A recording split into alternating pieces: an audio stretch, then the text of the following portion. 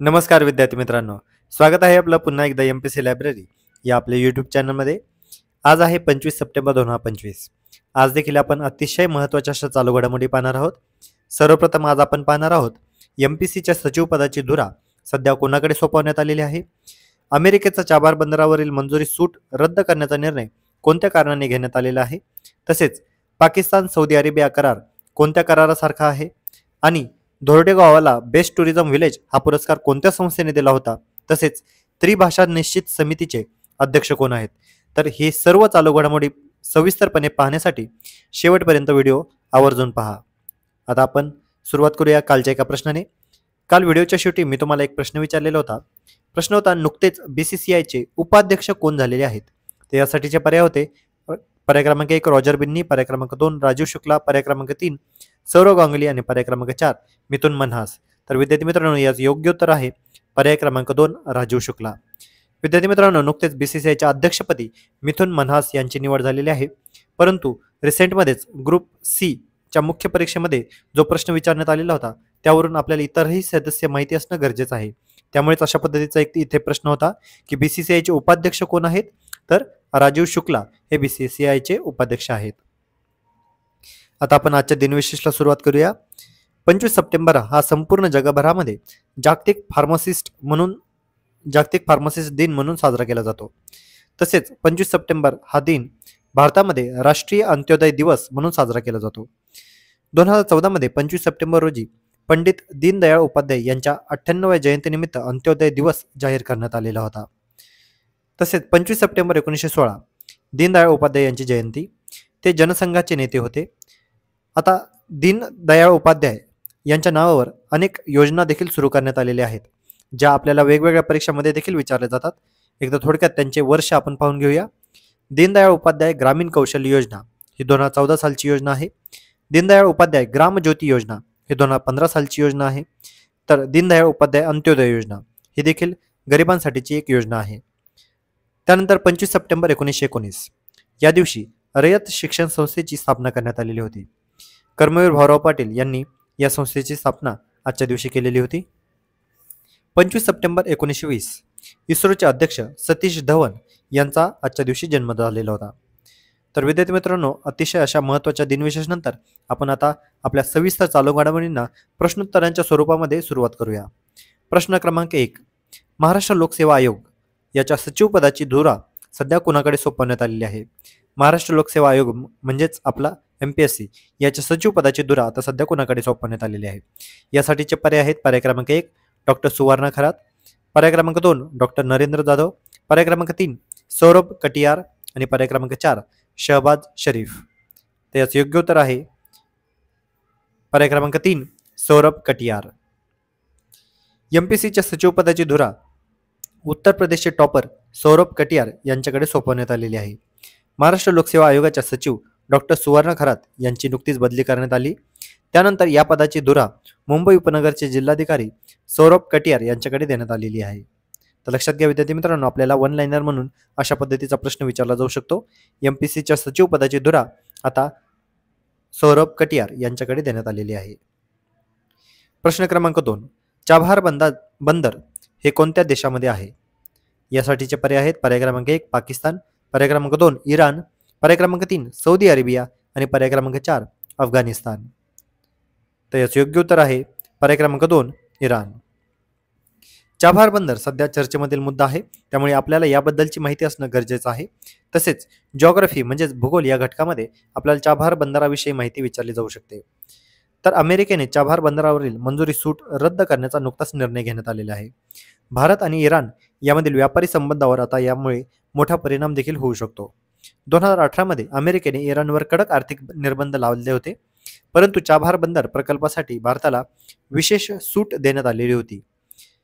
Chabahar बंदराचं ठिकाण आहे इराणच्या दक्षिण पूर्व किनाऱ्याच्या ओमानच्या आखातामध्ये याचं स्थित आहे. इराणचे एकमेव समुद्री खोल पाणी बंदर हे असून गुजरातचे कांडला बंदरापासून जवळपास 1000 किलोमीटरवर याचं अंतर आहे.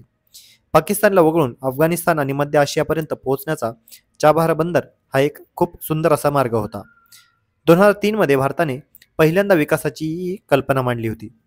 13 मे 2024 मध्ये भारत आणि इराण यांच्यात 10 वर्षांचा दीर्घकालीन करार झालेला होता, ज्यामध्ये भारताला शहीद बेहेश्ती टर्मिनलची ऑपरेशनल जबाबदारी मिळालेली होती.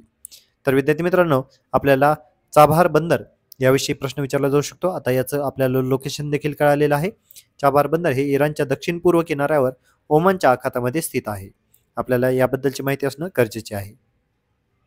वळूया पुढच्या प्रश्नाकडे. प्रश्न क्रमांक 3. पाकिस्तान आणि सौदी अरेबिया हा करार कोणत्या करारासारखा आहे? तर यासाठीचे पर्याय आहेत. पर्याय क्रमांक 1 WTO करार, पर्याय क्रमांक 2 नाटोच्या कलम 5 करार, पर्याय क्रमांक 3 UN चार्टर आणि पर्याय क्रमांक 4 ब्रिक्स डिफेन्स पॅक्ट. तर याचं योग्य उत्तर आहे पर्याय क्रमांक 2 नाटोच्या कलम 5. तर नुकताच पाकिस्तान आणि सौदी अरेबिया यांच्या या दोन देशांदरम्यान संरक्षण करार झालेला आहे आणि याचा इम्पॅक्ट भारतासोबतच इतरही आजूबाजूच्या देशांवर होऊ शकतो. त्यामुळे हा करार आपल्याला भारताच्या सामरिकदृष्ट्या खूप खूप महत्त्वाचा आहे. पाकिस्तान आणि सौदी अरेबिया यांच्यातील ऐतिहासिक असा संरक्षण करार झालेला आहे. या कराराचे नाव आहे स्ट्रॅटेजिक म्युच्युअल डिफेन्स ॲग्रीमेंट. पाकिस्तानचे पंतप्रधान शहबाज शरीफ आणि सौदी अरेबियाचे क्राऊन प्रिन्स मोहम्मद बिन सलमान यांच्यामध्ये हा करार झालेला आहे. दोन्ही देशांपैकी कोणत्याही एका देशावर झालेले आक्रमण हे दोन्ही देशांविरुद्धचे आक्रमण मानले जाईल आणि ही जी तरतूद आहे ही या कराराला खूपच ऐतिहासिक अशी ओळख निर्माण करून देते. कारण हा करार हा नाटो कराराच्या कलम 5 सारखाच आहे. म्हणजेच एकमेकांचे संरक्षण करणे हे नाटो कराराच्या कलम 5 मध्ये नमूद केलेले आहे. नवीन संरक्षण करारानुसार गरज पडल्यास देशाचा अणुकार्यक्रम सौदी अरेबियाला उपलब्ध करून देखील देण्यात येईल अशा पद्धतीचा हा संरक्षण करार आहे. रिसेंटच्या काही सूत्रांनुसार भारताकडे अंदाजे 172 अण्वस्त्रे असून पाकिस्तानकडे 170 अण्वस्त्रे आहेत. तर विद्यार्थी मित्रांनो, आपल्याला परीक्षेच्या अनुषंगाने यामध्ये स्ट्रॅटेजिक म्युच्युअल डिफेन्स ॲग्रीमेंट हा कोणत्या दोन देशांमध्ये झालेला करार आहे अशा पद्धतीचा प्रश्न विचारला जाऊ शकतो. तर लक्षात असू द्या, पाकिस्तान आणि सौदी अरेबिया या दोन देशांमध्ये हा संरक्षण करार झालेला आहे. वळूया पुढच्या प्रश्नाकडे. प्रश्न क्रमांक 4.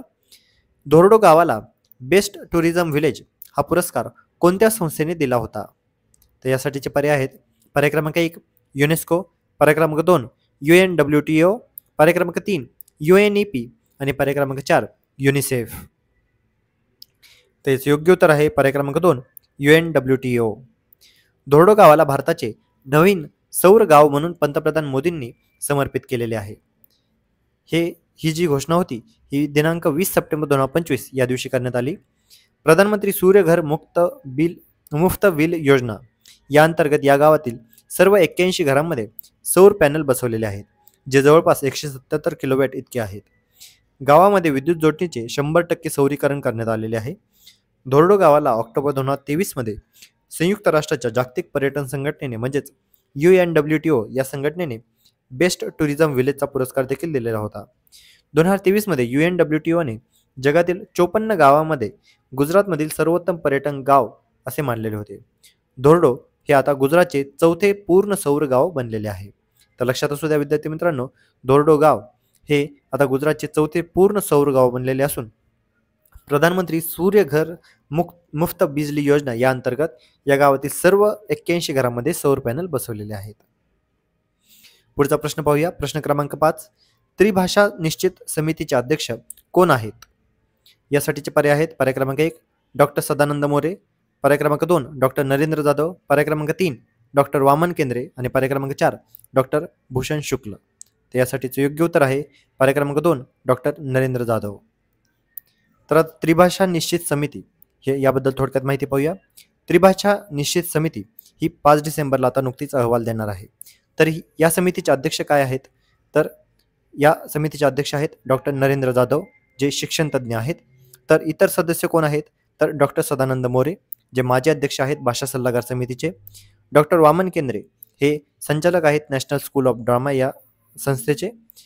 डॉक्टर अपर्णा मॉरिस हे शिक्षण तज्ज्ञ आहेत पुणे येथील. श्रीमती सोनाली कुलकर्णी जोशी या भाषा विज्ञान प्रमुख आहेत डेक्कन कॉलेज पुणे येथील. डॉक्टर मधुश्री सावजी या शिक्षण तज्ज्ञ आहेत छत्रपती संभाजीनगर येथील. तर डॉक्टर भूषण शुक्ल हे बालमानस तज्ज्ञ आहेत पुणे येथील. आणि यासाठीचे सदस्य सचिव आहेत संजय यादव, हे राज्य प्रकल्प संचालक आहेत समग्र शिक्षा अभियान मुंबई येथील. त्रिभाषा निश्चित ही कशा संदर्भात आहे, तर इयत्ता पहिलीला 3 भाषा ठेवायच्या की नाही यासाठीच्या निश्चितीकरणासाठी ही समिती होती. आपल्याला माहीतच असेल की रिसेंटमध्ये यावरून बराच वाद महाराष्ट्रामध्ये झालेला होता. त्यामुळे आपल्याला परीक्षेमध्ये देखील याविषयी प्रश्न विचारला जाऊ शकतो.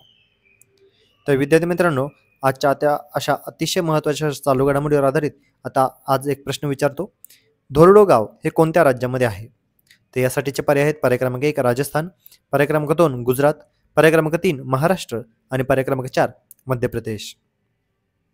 तर आता तुम्ही सर्वांनी याचं योग्य उत्तर कमेंटमध्ये द्यायचं आहे.